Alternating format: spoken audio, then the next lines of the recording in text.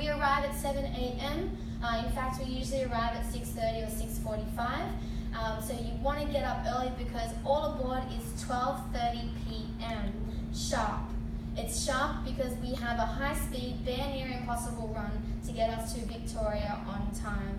Slight wind or swell will mean that every minute we get to Victoria, 5 minutes late, 6 minutes late, 10 minutes late.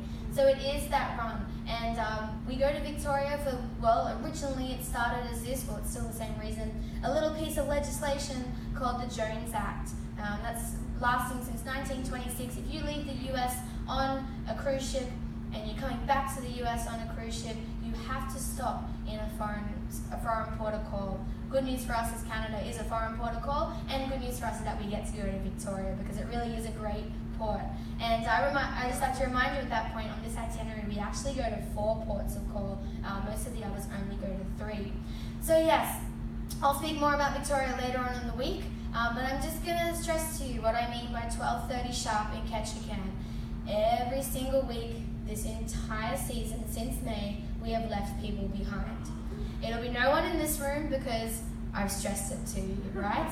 Last week we left 12 and I think 1 crew member as well. 12:30 it's all aboard, 1 o'clock we will set sail with or without you. So that's the news there. You've got 5.5 hours to enjoy Ketchikan. Make sure you get up early because there is a lot to do. It's got many claims to fame. As you can see here on the sign that welcomes you, it's Alaska's first city. That's because of its proximity to the lower 48. It's usually the first stop, sometimes the last stop.